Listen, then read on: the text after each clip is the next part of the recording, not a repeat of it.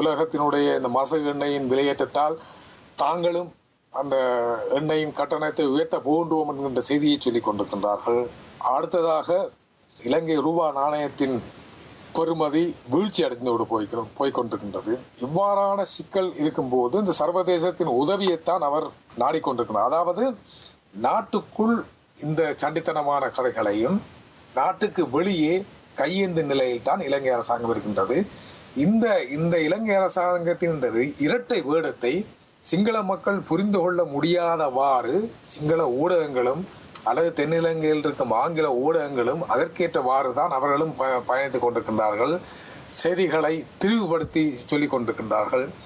உண்மை நிலையை, யதார்த்த நிலையை சிங்கள மக்களுக்கு தெரிய விடாமல் அவர்கள் தடுத்துக் கொண்டிருக்கின்றார்கள். இது அவருக்கு மஹிந்த ராஜபக்சவுக்கு ஒரு வெற்றியான விடயம்தான். ஆகவேதான் தாங்கள் இந்த சர்வதேசம் தங்களுக்கு எதிராக என்ன தீர்மானத்தை கொண்டு வந்தாலும் தங்களை அசைக்க முடியாது என்கின்ற விடயத்தை அது ஒரு உளவியல் பரப்புரைதான். தாங்கள் பலவீனமான நிலையில் அல்ல, நாங்கள் பலமான நிலையில் இருக்கின்றோம். எங்களுக்கு சார்பாக ஆதரவாக சீனா இருக்கின்றது, ரஷ்யா இருக்கின்றது, கியூபா இருக்கின்றது, சில அரபு நாடுகள் இருக்கின்றது என்கின்ற செய்தியை அவர்கள் சொல்வதன் மூலமாக மக்களே நீங்கள் என்னை கைவிட வேண்டிய அவசியம் இல்லை, நான் பலமாக இருக்கின்றேன் என்கின்ற விடயத்தை அவர் தொடர்ச்சியாக சொல்வதன் மூலமாக அவர் பலவீனமாக இருக்கின்றார் என்கின்ற விடயத்தை நாங்கள் புரிந்து கொள்ளலாம். ஆனால் சிங்கள மக்கள் இன்னும் புரிந்து கொள்ளவில்லை. அவர் தொடர்ச்சியாக தான் ஒரு பலவீனமான ஆளாக இருந்தாலும் கூட தான் பலமானவர் போன்று காட்டுவதுதான் இந்த சிங்கள மக்களின் வாக்கு வங்கியை தொடர்ச்சியாக தக்க வைப்பதற்குரிய ஒரு பரப்புரை தான் இது. ஊடகங்களின் செய்திகள் தொடர்பாக நீங்கள் கருத்து தெரிவித்திருந்தீர்கள். இந்த சந்தர்ப்பத்திலே மீண்டும் புலிகள் என்கின்ற ஒரு செய்தி சிங்கள செய்தித்தாள் திபையினவில் வெளிவந்து பின்னர் அது ஐலண்ட் ஆங்கில பத்திரிகையிலும் வெளிவந்தது. தொடர்ந்து ஏனைய ஊடகங்களையும் அந்த செய்தி பற்றி கொண்டது. ஆனால் அந்த செய்தியில் எந்த விதமான உண்மையும் இல்லை என்று தமிழகத்தில் இருந்து அறிவித்தல் புறப்பட்டிருக்கிறது. இந்த விடயத்தை நீங்கள் எப்படி பார்க்கின்றீர்கள்? அரசியல் விமர்சகர் வீரகேசரி பத்தி எழுத்தாளர் இதயச்சந்திரன் அவர்களே, இந்த செய்தியால் அதிகம் வெறிண்டு போனது புதுடெல்லியில் இருக்கும் ஆய்வாளர்களும் பத்தி எழுத்தாளர்களும் தான். இதன் மூலமாக இந்தியாவுக்கு எதிரான ஒரு மனநிலை சிங்கள மக்கள் மத்தியில் ஏற்பட்டு விடுமோ என்கின்ற ஒரு அச்சம் தான் அவர்களிடம் காணப்படுகின்றது.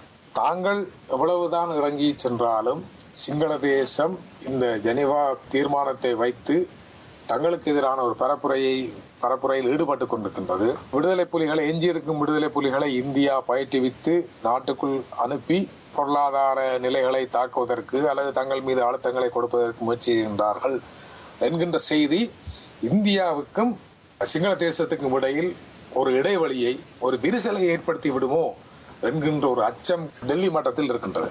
ஆகவேதான் அவர்கள் இந்த தமிழ்நாடு இந்த ஜெனீவா தீர்மானத்துக்கு இந்திய அரசு ஆதரவளிக்க வேண்டும் என்கின்ற விடயத்தை தமிழ்நாடே ஒருமித்த குரலில் கூறிய விடயத்தை கூட அவர்கள் விமர்சிக்க ஆரம்பித்து விட்டார்கள். அதாவது சிங்கள தேசத்தோடு நாங்கள் கொண்டு இருக்கும் உறவினை யாராவது குலைக்க முற்பட்டால் அவர்கள் மீது காட்டமான விமர்சனம் வைக்க வேண்டிய அளவிற்கு வட இந்திய அரசியல்வாதிகள் முன்வருவதை நாங்கள் பார்க்கலாம். என்று சொன்னால் நாங்கள் ஏற்கனவே பேசியது போன்று இந்தியாவை பொறுத்தவரையில் அமெரிக்காவும் தேவை, ஆசியாவில் சீனாவை ஒரு கட்டுக்குள் கொண்டு வருவதற்கு அமெரிக்காவின் உதவியும் தேவை. அதேவேளை இலங்கையில் சீனா காலூன்றாமல் இருப்பதற்கு சிங்கள ஆட்சியாளர்களின் ஆதரவும் தேவை. அவர்களோடு நெருக்கமான உறவையும் அவர்கள் பேண வேண்டும். இல்லாவிட்டால் சிங்கள தேசத்துடன் நேரடியாக இந்தியா முரண்பட்டால் அவர்கள் அடுத்த கட்டமாக அவர்களுக்கு இருக்கும் தெரிவு சீனா என்கின்ற தெரிவு, சீனா ரஷ்யா என்கின்ற தெரிவு, அந்த தெரிவுக்குள் அவர்கள் இலகுவில் சென்று விடுவார்கள். ஆகவேதான் இந்த இந்திய மத்திய அரசுக்கும் சிங்கள தேசத்துக்கும் இடையில் விரிசல் ஏற்படக்கூடிய எந்த விவகாரத்தையும் இந்திய மத்திய அரசு தற்போது விரும்பவில்லை என்கின்ற விடயத்தை பார்க்கலாம். இதை கூட மறுபலமாக நாங்கள் பார்த்தால், நீங்கள் ஜெனீவாவில், அதாவது சிங்கள தேசம் இந்தியாவுக்கு சொல்லும் செய்தியாக நாங்கள் பார்க்க போனால், நீங்கள் ஜெனீவாவில் எங்களுக்கு எதிரான தீர்மானத்தை கொண்டு வந்தால் உங்கள் மீதும் அழுத்தம் கொடுக்கக்கூடிய பல விடயங்களை நாங்கள் முன்வைக்கலாம். அதில் ஒன்றுதான் தமிழ்நாட்டிலிருந்து புலிகள் நாட்டுக்குள் வந்து விட்டார்கள், நீங்கள் உங்களால் பயிற்சிவிக்கப்பட்ட புலிகள் உள்ளே இங்கே வந்திருக்கின்றார்கள் என்று சொல்வதன் மூலமாக கூட உங்கள் மீது கூட எங்களால் ஒரு அழுத்தத்தை முன்வைக்க முடியும் என்கின்ற விடயத்தை சிங்கள தேசம் இந்தியாவுக்கு உணர்த்துவதாக கூட பார்க்கலாம். அதற்கு அடுத்ததாக இந்த சர்வதேசமானது நல்லிணக்க ஆணைக்குழுவின் பரிந்துரைகளை அமுல்படுத்த சொல்லிக் கொண்டிருக்கும் போது நாங்கள் இதை அமுல்படுத்த முடியாது. ஏனென்று சொன்னால் புலிகளால் நாட்டுக்கு ஏற்படும் ஆபத்து இன்னும் இருக்கின்றது. அவர்கள் எஞ்சியிருப்பவர்கள் வந்து விட்டார்கள். ஆகவே நாங்கள் தொடர்ச்சியாக புலிகளுக்கு எதிராக போராட வேண்டும் என்கின்ற செய்தியையும் சிங்கள மக்களுக்கு சொல்லுகின்றார்கள். இரண்டாவதாக இவர்கள்தான் சொன்னார்கள் புலிகளை முற்றுமுழுதாக அழித்து விட்டோம் என்று சொல்லி. ஆனால் தங்களுடைய இருப்பை காப்பாற்றிக் கொள்வதற்காக மறுபடியும் விடுதலை புலிகள் தான் இவர்களுக்கு தேவைப்படுகின்றார்கள். ஆகவே அந்த விடுதலை புலிகள் உள்ளே வந்துவிட்டார்கள் என்கின்ற விடயம் கூட அந்த இனவாத அரசியலுக்கூடாக தமது அதிகாரத்தை தக்க வைப்பதற்காக பயன்படுத்தப்படும் ஒரு விடயமாகத்தான் நாங்கள் பார்க்கலாம். ஆனால் இதில் இன்னொரு விடயம் ஒன்று இருக்கின்றது. ஒரு இழப்பினை சந்தித்த மக்களுக்கான நீதி அல்லது அதற்கான பொறுப்பு கூறலை இலங்கை அரசாங்கம் ஏற்றுக்கொள்ளாவிட்டால், அதை முன்வைக்காவிட்டால் மறுபடியும் மக்கள் கிளர்ந்தெழக்கூடிய ஒரு சாத்தியப்பாடுகள் அதிகம் இருக்கின்றது. என்று சொன்னால் பாதிக்கப்பட்ட மக்கள் ஏதோ ஒரு வகையில் அந்த பாதிப்புக்கு எதிராக போராடுவார்கள் என்பதுதான் இயங்கியல் நியதி. இயங்கியல் நியதியை மிக சிறப்பாக நீங்கள் விளக்கியிருக்கும் இந்த சந்தர்ப்பத்திலே இந்த இனவாதம் தொடர்பாகவும் நீங்கள் கருத்துக்களை முன்வைத்திருந்தீர்கள். தமிழ் தேசிய கூட்டமைப்பினரை தேச துரோகிகளாக சித்தரிக்கும் அமைச்சர் சம்பிக்க ரணவக்க அவர்கள் தமிழ் தேசிய கூட்டமைப்பினர் தண்டிக்கப்பட வேண்டும் என்றும் வலியுறுத்தி வருகின்றார். இதனை நீங்கள் எவ்வாறு பார்க்கின்றீர்கள்? இந்த விடயம் தொடர்பாக உங்களுடைய கருத்து என்ன? அமைச்சரவையில் இருக்கும் இனவாத முகத்தின் மிக முக்கியமானவர் தான் சம்பிக்க ரணவக்க. ஜாதிக உரிமையின் தலைவர் அல்லது முக்கியஸ்தர் என்று கூட சொல்லலாம். அடுத்ததாக விமல் வீரவன்சா. தற்போது அந்த வரிசையில் ஜேவிபியும் இணைந்து விட்டது. அண்மை காலமாக வடக்கு மக்கள் பற்றி அதிகம் பேசிய, அந்த மக்களுக்கு நீதி கிடைக்க வேண்டும் என்று பேசிய இந்த ஜேவிபியினர் தற்போது இந்த ஜெனீவா தீர்மானத்துக்கு பின்பாக தங்களுடைய சிவப்பு சட்டைகளை கலட்டி எறிந்துவிட்டு அல்லது சிவப்பு முகமூடிகளை கலட்டி ஓரமாக வைத்துவிட்டு மறுபடியும் இனவாதத்தை பேச ஆரம்பித்து விட்டார்கள். அதாவது ஆட்சியாளர்கள் இனவாதத்தை அதிகமாக பேசும்போது தாங்களும் அதற்கு ஒத்துழைக்க வேண்டும் அல்லது அதற்கு ஜால்ரா போட வேண்டும்.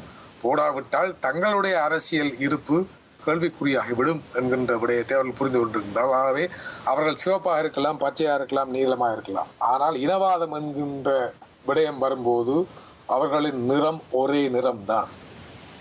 அவர்களிடையே 1000 நிறங்கள் இருக்கலாம். ஆனால் தமிழ் மக்கள் மீத குறித்தான பிரச்சனை என்கின்ற விடயம் வரும்போது அவர்கள் எல்லோரும் தங்களுடைய சுயமான நிறத்தை காட்ட புறப்பட்டு விடுவார்கள் என்கின்ற விடயம் நாங்கள் நிச்சயமாக கவனத்தில் கொள்ள வேண்டும். சிங்கள மக்கள் மத்தியிலிருந்து கூட ஒரு சிலர் இருக்கின்றார்கள். விக்ரவாகு, கருணாரட்னா போன்ற ஒரு சிலர் இருக்கின்றார்கள். ஆனால் கூடுதலான இடதுசாரிகள் இந்த இரட்டை முகத்தோடு தான் வாழ்ந்து கொண்டிருக்கின்றார்கள். ஆகவே நீங்கள் இந்த சம்பிக ரணவக்க அவருடைய கருத்து, இவர் அடிக்கடி மிக மோசமான கருத்தை சொல்லுவார். அண்மையில் கூட சொல்லியிருந்தார், தமிழ் தேசிய கூட்டமைப்பில் உள்ள எம்பிக்களை நாங்கள் சிறையில் அடைக்க வேண்டும் என்கின்ற விடயத்தை சொல்லியிருந்தார். இவை தவிர நாங்கள் இன்னொரு விடயத்தையும் பார்க்கலாம். அந்த செய்தி வெளியில் பெரிதாக வரவில்லை, பேர் குறிப்பிடக்கூட நான் விரும்பவில்லை. இந்த முள்ளிவாய்க்கால் பேராளத்துக்கு பிற்பாடு புலம்பெயர் நாட்டில் தங்கி நின்ற சில தமிழ் தேசிய கூட்டமைப்பு எம்பிக்கள் நாட்டுக்கு திரும்பியிருந்தார்கள். எத்தனையோ அச்சுறுத்தல் மத்தியில் நாட்டுக்கு திரும்பியிருந்தார்கள்.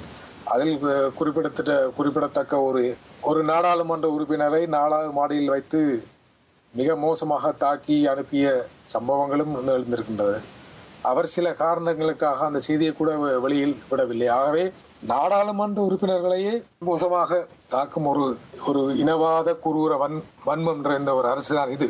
அவர் சொன்ன விடயம் அதான். அதாவது 157வது அரசியலமைப்பு சட்டத்தின் 157வது பிரிவின்படி இவர்களை நாங்கள் தண்டிக்க வேண்டும், இவர்கள் அமெரிக்காவோடு சேர்ந்து நாட்டுக்கு எதிராக சதி செய்கின்றார்கள் என்கின்ற விடயத்தை சொல்லியிருந்தார். ஆனால் இதுதான் இந்த முக்கியமான விடயம். இந்த ஜெனீவா தீர்மானம் நிறைவேற்றப்பட்ட நாட்களில் தமிழ் தேசிய